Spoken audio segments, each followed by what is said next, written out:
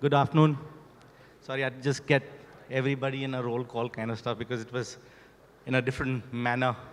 Uh, okay, how are you all today? Good? Okay, super. So what we have on the panel today are brand owners and brand builders in their own respect. I think everybody knows that brands is an intangible, reputable assets to any corporation. In fact, it doesn't have any value, which is tangible, but it's so intangible that certain brands like, Coke, the brand value is more than the corporation's value. So brands make a lot of difference. The theme of the conclave this time is on Bharat. So it's a mix of brands here, international brands creating a mark in this Bharat, and homegrown brands like mine, Kabir's, Aditya's, all homegrown, proudly Indian brands making a mark in Bharat. So what we're going to do is, because we have just 40, 45 minutes, leave something for the questioners in the end. We'll start off, probably go the way everybody's sitting and try and get more about what brand they represent and basically takeaways for you. Because if you're here listening to us, I think there should be one or two key takeaways which you can take away and feel happy that you attended this panel. Okay? So we'll start with you, Vivek. Vivek represents Parx and Raymond. And from your perspective, one of the oldest brands in this country, I would say. Yeah. And so you've seen decades and decades of Raymond being here. And you've seen a lot of new, let's say, competition which has come in. How do you stay sustainable, or how do you stay relevant? Because in my knowledge, brands are perishable commodity. If you think a brand is forever, no, it isn't. It can actually be replaced, right? So it's highly perishable. How does Raymond remain relevant? So, yeah. Good afternoon, everyone. Very interesting to start on a brand that's about to get into the centennial year in a few years. We're a 95-year-old organization and a brand. This brand, I think, has stayed relevant on basis of constantly changing depending upon how the consumer is evolving. That's one. This brand is also, and I'm speaking about brand Raymond right now, this is a brand that is not just, I'm sorry. This is a brand that has not just changed along with consumer, but shown many new things to consumer. I mean, this is the brand that told Indian consumer that you can buy fabric in an air-conditioned showroom, buy meterage, get great tailoring done, all of that. So the custom, which was considered a practically sale that would happen from Gaddi-wala markets to air-conditioned, high-class showrooms, having very, very high penetration in the country. Probably the single largest network of a single brand across the country in the segment. And one of the largest in the world, I would say, in that sense, in terms of number of stores and that, so on and so forth. The brand has stayed relevant because it stayed put. It has innovated. It has innovated every single time there's been a change in consumer behavior. It has gone and done new things. So there was a point in time when this was a single brand company. It ventured out into creating a portfolio of brands because you realized that, you cannot cater to every single consumer segment by one single vehicle. So from a single brand, single product to multiple category, multiple brands, and a portfolio has been a journey which is based on a simple thing that's not about saying that I'll bask in my past glory, I'll look at the future. And that's been one of the core. But when you say the complete man, I think, isn't that a little gender specific? It's a category of business that one has been in, and complete man is a property that is built over the modernization of Indian man as well. If you remember the earlier advertisements to the point when the brand started advertising, there was an ad, there was a film that, and I'll never forget that there's a man who gets out of the car, takes the baby and tells the wife you can go to work. That was a reflection of a transition of men in India. And that is what completes the man, that you're able to sort of make changes, make amends in your own life to create space and evolution and opportunities for others. So I think it's more or less a representation of what most men would want to be, really. Got you. Okay. So moving from one man, which is 95 years old brand, to another man, Kabir Jeet Singh on the left side. Kabir is purely Bharat. His brand is called Burger Singh. It can't be as Bharat as possible. He's now the third largest burger brand in this country after A and B. And obviously he's the number one when it comes to a Bharat brand. So Kabir, the easy one would have been, like if I was in your place, just toy the line, get a brand from the US, become their franchisee for India or become their licensee or whatever. What's your way?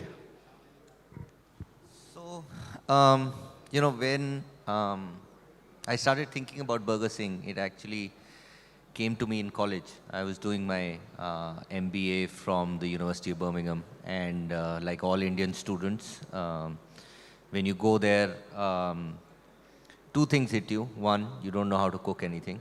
Secondly, the currency conversion on paper looks very different from when you start buying stuff over there. Whereabouts is this? Which country? 2008, Okay. 2007, 2008. So I just got fresh off the boat, got myself a job at a burger shop. It was an Indian owned burger shop. I didn't know how to cook anything, so I talked my way into asking them to give me a job. And that was my first exposure with burgers. So I learned how to cook something, started making some money. And then suddenly the food that I was making was too bland. The Indian spices weren't there. So I started mixing, in UK you get these shan ke spices. So I started mixing them into my patty, replaced the weird brown sauce that Brits have with pudine ka chutney, and I started making my own meal at the end of the day. It started getting popular with the people in the store. And eventually the store owner really liked the product, and he said, listen man, you want to make some more money? We'll put this on the menu over the weekend. Saturdays and Sundays, I had days off. And whatever we sell, you get a small commission out of it. 20 days into UK, food was taken care of, money was taken care of. There was a side hustle going on. I was damn happy with myself. The product became popular on campus because obviously those other burgers were terrible. And young students would eat anything. And so Kabir is a hard name for Caucasian people to pronounce. Singh is Birmingham, I think 25%. It's like Smith, right? So they said burger banata hai, Singh hai. They started calling me Burger Singh. And once you get stuck with a name in college, you're stuck with it for life. If you're Chintu, you're Chintu. So I quit that job maybe 30 days later, 60 days later, but the name stuck. And as I kept thinking about that more and more, it planted itself in my head, and I got a fancy job in London, but the whole burger idea didn't stop. I started developing my own recipes. And then I said, I'll take franchisee for Nando's. Because I love Nando's as well. Absolutely. UK, it was staple. Either British Africans show up over there or Indians show up there, because that's the spice content of that product. It seemed like something that Indians love chicken, Indians love spice, I'd do that. And then I got in touch with Nando's, and they asked me for some phenomenal amount of money to take their franchisee. So to answer your question, it is more of how things happen to me than a strategic decision. Burger Singh came to me, literally. It was one of the prophecies from God. And then Nando's asked me for I think $2.5 million. And I set up my first store in Golf Course Road in Gurgaon for 15 lakhs. Yeah. So it was an easy decision on what not to go. But once we got into the mix and we realized that we were the number 3 player, then in hindsight, I started thinking, hey, maybe it was a better idea to take a franchisee, because now it's as stressful as it is. But the brand's grown well, so, COVID's come, COVID's gone, inflation's come, inflation's going. Good. We're okay. So anybody who's not tried it yet, there is a booth there which you can. Yeah, please try it. Yeah, please do that. And before we do Aditya, which is a similar story in a much younger startup, we'll probably move to, I have to get this out, Ankit, sorry. And so Ankit, Hershey, right? How old is the brand? Sorry if for my naiveness, but. Hi everyone. I can assure you, if you say Ankit, there'll be 10 sitting here. Yeah, well, that's so Ankit. if you forget Ankit, then I'm worried. Yeah. Okay. It was a very unique name my mom thought of, but Yes. I think she lived in some other country. Think of me, my name is Rahul. Imagine how Oh, I yeah, am yeah. been misused. So, Yeah, so I think we can. so Hershey, sorry. Empathize, yeah. How old is the brand Hershey's? So Hershey has had an interesting journey. Yeah. Globally, Hershey is just a question. How many people know of Hershey's and have tried Hershey's? And the kisses. Sorry. Kisses. Okay. The people who haven't tried, unlike what my friend said, it's available outside. Please go and buy it outside. So please try it. But jokes apart, do try. It's very delicious. So globally, Hershey's has been built or is known. It's a 100-plus-year-old brand. It's known for its chocolate legacy. Sorry? Chocolate's legacy. Okay. Right? So all of us know Hershey's, Hershey's Kisses, etc. But when we launched in India almost a decade back, we launched with syrup as the lead portfolio. And having launched, so while people had a certain nostalgia, had a certain association of it being a global brand, the fact that people, in India, chocolates is a very famous player. Keep forgetting the name, but there is a big player of chocolate, so it's not easy to break into that category. And from that perspective, we had to first establish our chocolate credentials, and which is where we forayed into various categories which are relatively smaller. So while we were leaders in syrup, we also forayed into chocolate spreads. We became a number 2 player. We forayed into milkshake. We became a number 3 player. We expanded into cocoa, etc. And we also had to set up an end-to-end, sorry, it's a bit technical, but we had to set up an end-to-end cold storage network because most of our chocolates, all of our chocolates at this point in time require cold storage given the topical Indian conditions. Gotcha. So we had to do that. So after establishing our chocolate credentials across various categories, after setting up the infrastructure to be able to give the best eat experience to the consumer, we forayed into chocolates with a brand called Brookside, eventually Kisses, and just pre-pandemic, we had a national launch of all our chocolates, which is Kisses, which is the lead brand, Brookside, which is now called Exotic Dark, and Hershey's Bar. So now there's an entire portfolio. Also happy to share that despite the pandemic and despite it being 2 years, within the premium chocolates category, we are a number 3 player now. Wow. So it's been a different journey, but a very interesting one. You're already drooling with chocolates, right? Yeah. So yes, so one thing I noticed as a consumer of Hershey's, and we use a lot of the syrup also in our outlets, what we do, but also at home, is that you kept the packaging, you kept the brand the way it is internationally. A lot of people tweak things for India, or they make a special SMU, or they create something which is made for India. You just kept it the way it is, just traditionally the way it's always been. So 2 parts to it, and most of my marketing colleagues would resonate that there are certain brand assets or identifiers which wherever you go across the globe you wouldn't change.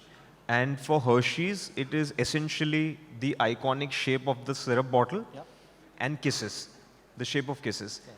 So we haven't changed the shape, but we've changed the formulation so as to suit the Indian palate. So if you taste this, so it's different, is it? Absolutely, okay. absolutely. Fair enough. So it has been because our Indian palate is of course different than what is globally, and when local play local, so we've evolved we've kept the Hershey's taste, but we've evolved it to suit the Indian palate, both for our entire range of products. Gotcha. Super. Okay, so we'll move to Manisha, changed it from product to people. Manisha handles India as well as Thailand for PUMA, and a great brand in India, which is kind of has more sales combined than the other 3 after that. So it's an amazing success story. I've known people working PUMA for a very long time. I was in the sportswear industry before my entrepreneurial journey. So very happy to see you here, Manisha, and creating that difference and that dent. But from a people's perspective, I know brands are either products, brands are experiences, brands are services. Where does the people fit into the brand story? So I think when I was invited for this panel, I was very happy to actually know that people thought it was important to have a people's person in this panel. So PUMA 2006, it was, a nondescript brand in India. You know it. You were working for the more established brand. And our job was to create the brand, get established, capture market share and capture it very, very fast. So, of course, a lot of things go into building that brand, and there are a lot of levers that you need to have in place. There are a lot of great marketing minds here, so I'm not going to get into what is required to build a brand in terms of marketing. But I think two things I want to highlight from a people's strategy point of view. Some things happened by design, some things happened organically, some things by default, some things we learned over the years.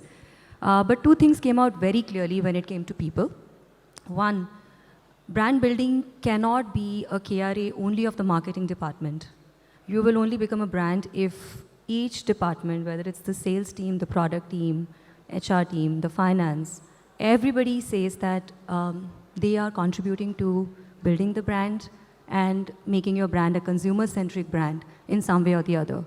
So how do we really do this? Actually, in PUMA, in our goal sheets, each and every person has a KPI, which is a brand KPI.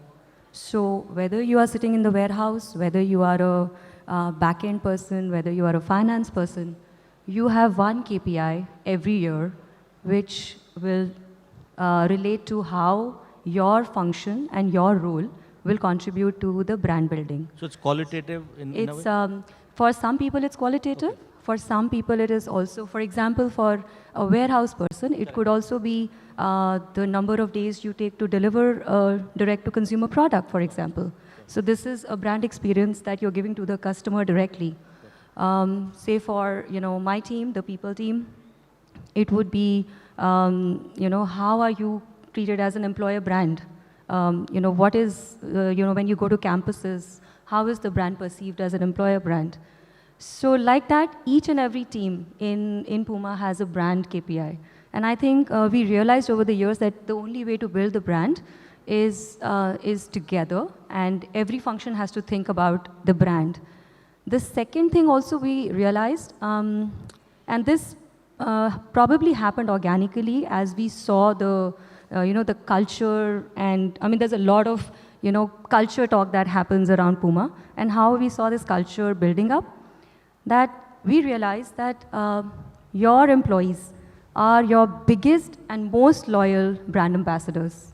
So if you can inculcate that pride, that passion, and that love for the brand, they will promote you, they will propagate your brand all their life, whether they're working with PUMA or not working with PUMA. So yeah, I think I'm very, very proud to say that the 3,500 plus employees that work with us, they are our biggest brand ambassadors, and they live and breathe the brand every day. I think there is one, in fact, there is one employee who actually has a PUMA logo tattooed on his hand. And when I look at him, I really feel that, okay, I think this is actually a start of a brand story. Nice. So. Yeah. Good. You can see a tattoo, a burger there somewhere, I'm sure. Okay. Yeah, no, but people's a very important thing. When I started my entrepreneurial journey, I need to chip in on the people front. And a lot of people think that you are in the beer business selling to people, but we realize we're in the people business selling beer.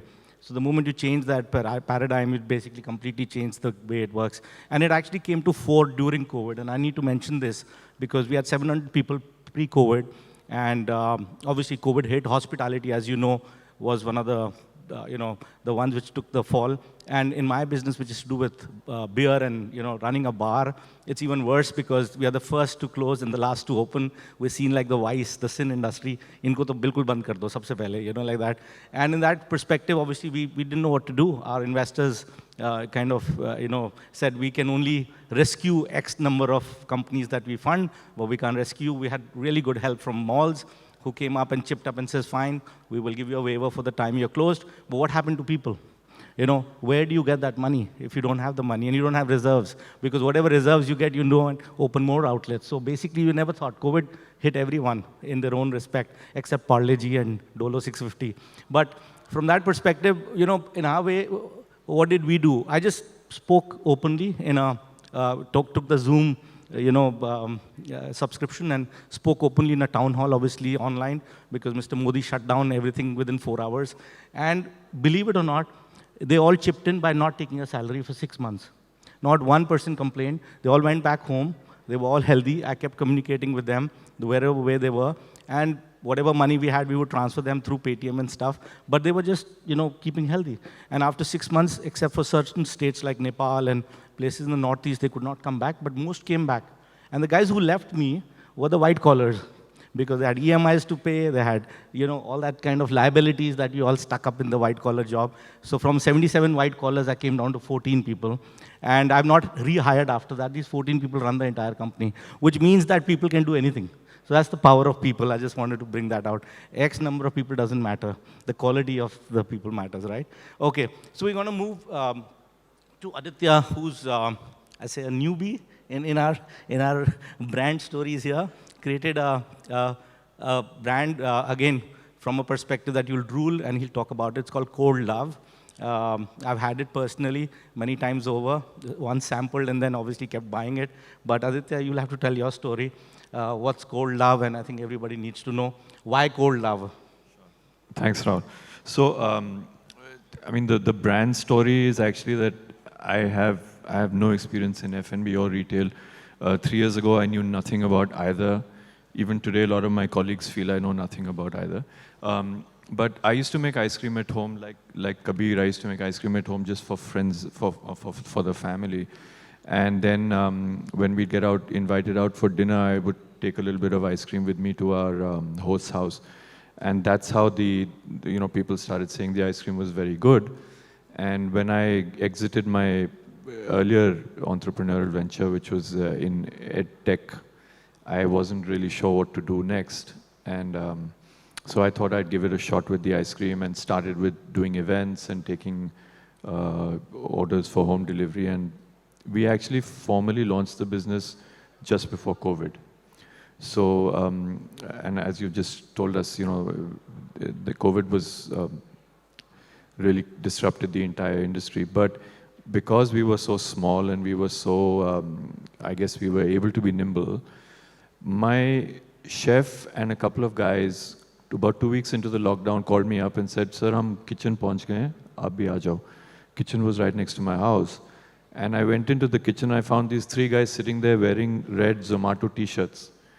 And they said, "We found these t-shirts from our neighbors and we just slipped them on, and here we are."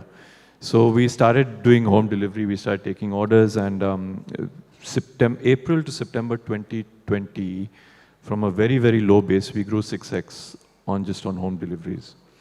And today we're still North India focused. We do home deliveries in 4 cities. We've got 7 cafes. We have a counter outside here right next to Kabir's.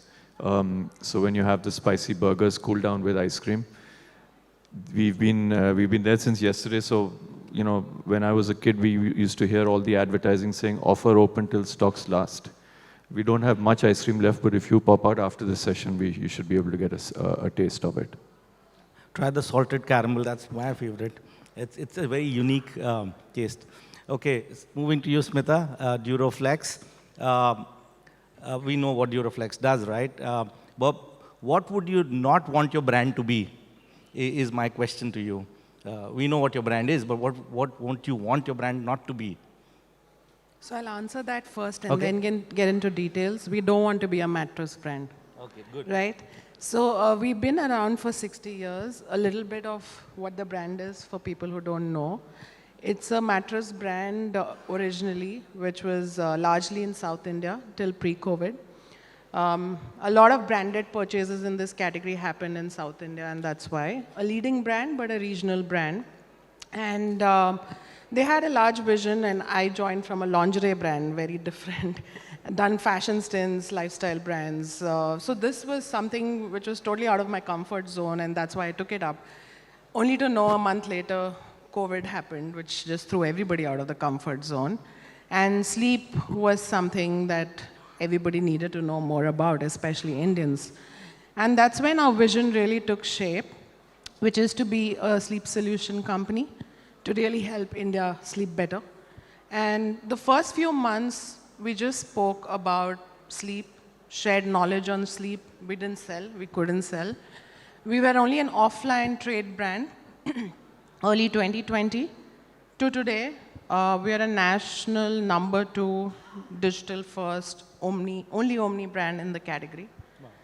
So from offline to online, just after COVID? Yeah, so in 3 months, we set up the website, which is probably a crash course into taking a website live. I'm sure many of us had done that during COVID, and it's really brands who were out there and got everything ready at the right time who've kind of seen the growth, right, in different categories.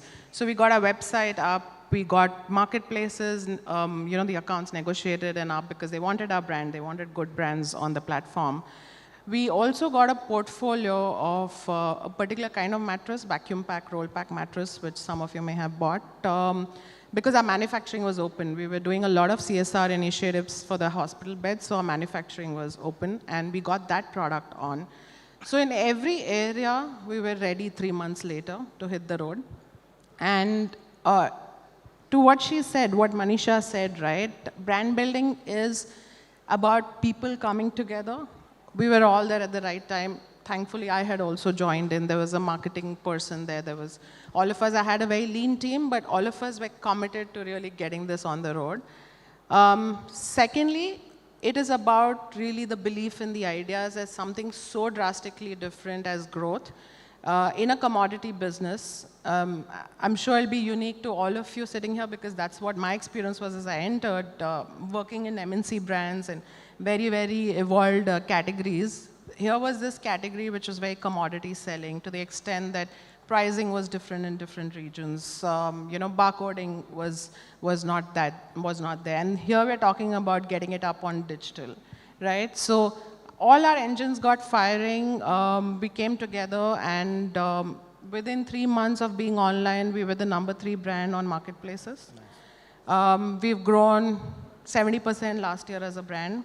It really doesn't happen in the commodity category. Our category growth is about 10%, right?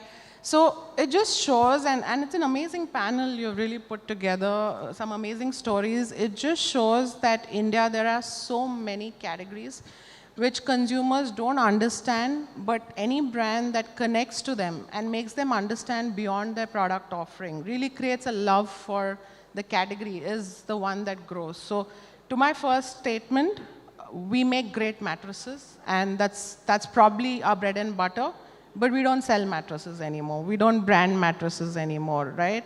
So people come to us about what is it that we can solve for them, and of course, mattress is a foundation for that. We've also expanded to a lot of other categories which didn't, weren't there before COVID because our focus was about solving these problems. So we've expanded to pillows, mattress protectors, sofas, comfort furniture now. So a lot can happen if you chase a purpose versus a product. Sure. And I think that's so the purpose is good, have a good sleep, and I think that's what matters to all of us as living beings. Taran, to a specific brand which is so specific called KidZania, you'll have to tell us 2 stories here. One is, I think you would have been closed during COVID like crazy because family entertainment centers were badly hit. But the other part is, why KidZania? How did this happen? Because a lot of people probably would not know. And we think we know the consumer of KidZania, but you'll have to tell your story whether is what we think is right. We think it's only for kids, and you'll have to answer that. So I'll take the second part first. So KidZania is a global brand. Currently, our footprint is across 27 cities in 21 countries. We just opened Fukuoka in Japan a couple of weeks ago. So we have a very unique business model. We have 2 pillars. One is the B2C part, which is as a consumer.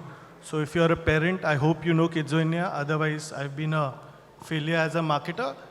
So parents, they throng to KidZania, they get their kids. It's an ultra-realistic city spread over 1 lakh square feet with a skyline, with streets, with buildings, with offices, where essentially kids come and live their day. So we have our own currency. You are given a startup money, 50 KidZos, to live your day. So kids start with that 50 KidZos, they go to a bank, learn about financial literacy, exchange it for cash, and live their day. The best part is, once the kids have used their money, they can spend inside. They can't go back to the parent asking, buy me more KidZos. So what they do, they have to work. So just like us, there are 60 plus professions in KidZania. They can become a doctor, they can become a pilot, they can become an RJ, they can become an actor, earn a salary, and spend money. So it's a unique play and learn model which we have. And we've been very lucky that since the time we entered India, it's been 9 years for our Mumbai theme park and 6 years with the one in Noida, we've been the most preferred family destination. So the numbers have always been positive. Even we are the most preferred destination for school picnics, so school excursions. For them, unlike any other entertainment destination, here is where they get to learn as well. Plus, it's a safe environment. So that's about the B2C part. Now, COVID hit us bad. I think I can take one up from you, Rahul. We were the last to open. So technically, I still remember even the theaters were allowed to open. All other entertainment avenues were allowed to open, be it malls, be it pubs, but somehow the entertainment parks were the last to open. So we were badly hit, and then we had 2 cities which we were grappling with different laws, capacity constraints, and eventually we did open. And then we even faced the third wave. What I learned, we had to be really, really flexible. So bigger insights for us was, only for the first month did my analytics show that parents were visiting my safety and security page, which was the 3rd most visited page still. Second month onwards, it dropped out from the top 10. And this is in spite of we doing all the hygiene work around safety and security. So we understood that yes, safety and security is important if a parent is making a decision to come to KidZania, but it is not their primary issue. Okay. So that's how we tweaked our marketing campaigns, and the result has been, we've been doing family visitation better than 2019 numbers. So that's been very good. We've been doing birthday parties 2x of 2019 numbers, which is of course because of the pent-up demand and parents wanting to take their kids out, to physical places. So that has helped us. The one area which has been affected is our school institutional sales.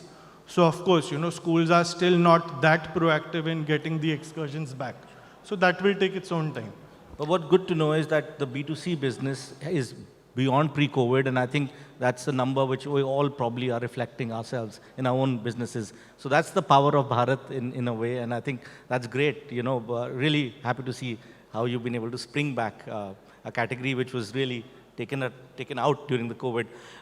We've got a timer which has been, so I'm going to move to Ali very quickly. One of the people on this panel who actually wears 2 hats. He owns a brand, and he also is a house of brands, and you'll have to tell your story. And you've seen products and services being talked about here, but you house them. Absolutely.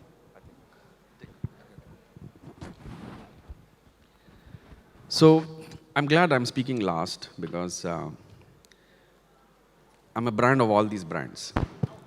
So we opened the first mall in India, Prestige Group in Bangalore with multiplex, and then we opened the first luxury mall in India, which is UB City, The Collection. And it has been a pleasure meeting people like this who are brand ambassadors. So, and what really changed personally for me is when we did UB City Collection, the luxury mall in Bangalore, where we met these luxury brand ambassadors. They are employees, but they were carrying the brand, they were living the brand. It was so passionate about what they do and what they believe. So I have personally been part of opening 10 malls with Prestige, about 1,800 stores. And everybody is selling something. Mall business is a little different. We don't sell a product. So we are neither selling food, we are neither selling gaming, we are neither selling apparel, but we are selling experience.